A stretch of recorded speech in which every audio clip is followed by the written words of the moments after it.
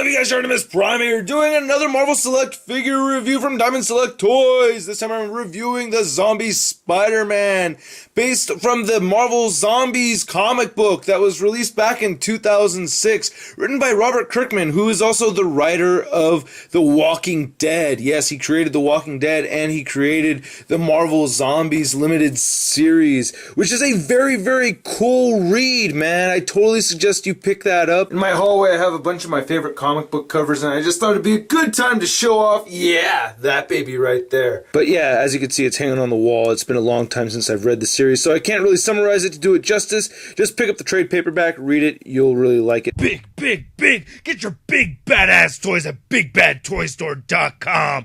Click the link in the description below. So here's Zombie Spider-Man in the packaging. A lot of art right there on that back card, looking pretty cool. And here's the Zombie Spider-Man, and then Zombie Spider-Man. Cover artwork right here on the side. We have a copy of the original cover of Marvel Zombies right there. It says Robert Kirkman. You can see that. Love Robert Kirkman. There's the figure right here. Sculpted by Dig Deep Design and Entertainment. Kind of a funny name, I think, but I think they did a great job. Pretty cool looking figures right here. The Zombie Colonel America and Zombie Hulk. And then there's a little bio on it right here. As you would expect, the paint sculpt on this guy is amazing. Look at all this shading going on here. And this, in the flesh tone that we see right here, it's not a solid flesh tone. It does have paint variation in there. Even the blood, the teeth, God. Got his rotted out eye over there. Again, the teeth, just want to get a closer look at the detail in there. It is amazing. Really, really fine job here. Looking around the rest of the figure, you can see the scarring going on over here. Some more cool flesh coming through right over there. I love the paint detail on the blue part. Looks nice. You can see the meat coming up over there. Looks phenomenal, man. The other arm over here looks pretty mangled and everything. Very cool. Nice paint variation on the bone. Looks very nice. Nice sculpting on his abs and everything. We got more blood. There's his junk, and his hip right there is all mangled and stuff. Really nice shading on the blue areas here. I really like that a lot. And the blood and everything looks great. Then you have this removable right leg over here. Oh yeah, look at those zombie toes. Ooh. Very, very cool. And more flesh and stuff. Looks so nasty. Right side of the figure is really the cool side, I think. That has a lot more stuff exposed and everything. Really, really cool job. And then the back of the figure over here. Yeah, he's got a hole in his butt. Yeah. And the back looks all chewed up and stuff too. Very cool.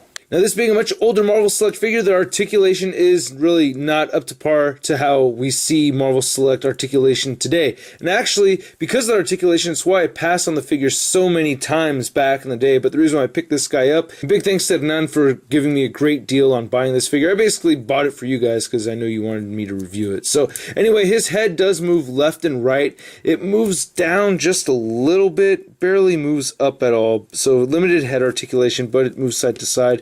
Now, I guess it kind of has a pivot just a little bit, but not much at all. His shoulders move outward. They move forward. He has elbows that bend. They rotate side to side. He has wrists that rotate side to side. Now, just a little recommendation for those of you that have stiff joints, especially on older figures. There is a hairdryer trick or the hot water or the freezer trick and all that stuff. But honestly, I find like before I do any of that stuff, I push into the joint really, really hard, and then I churn it. Like same thing with these wrists, because these got stuck on me because of the paint.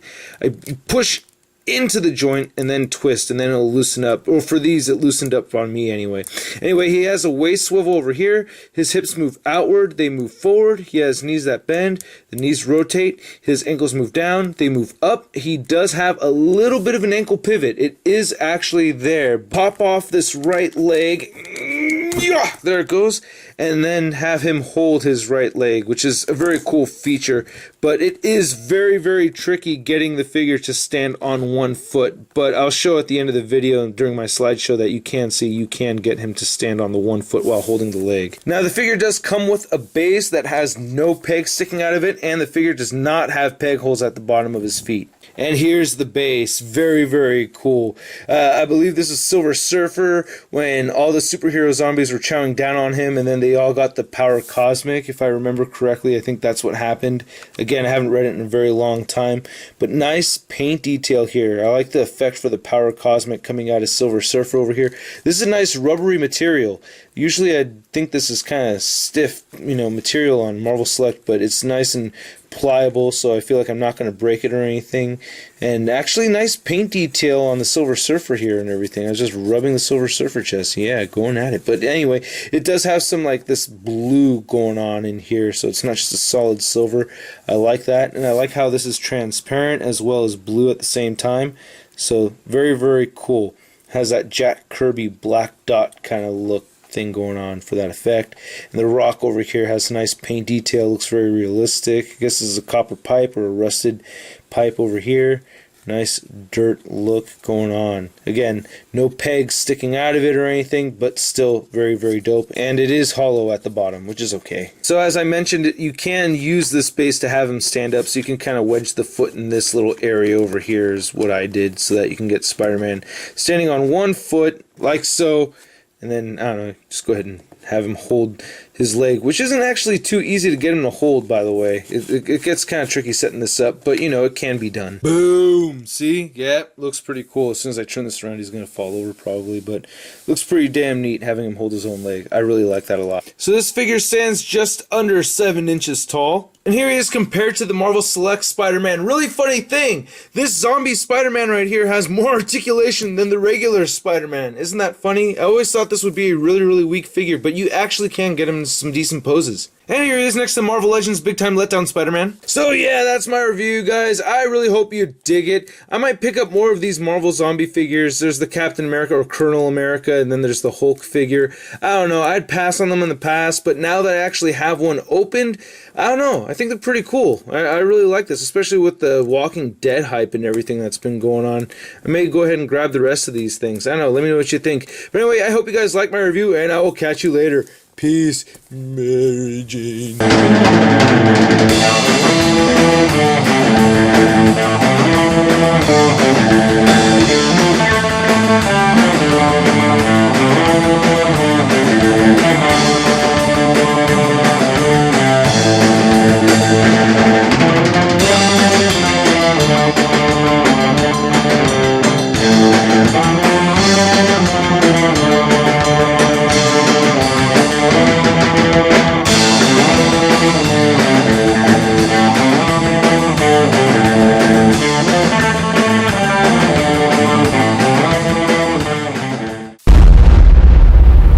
That's crispy. Zombie toes. Ooh, yeah.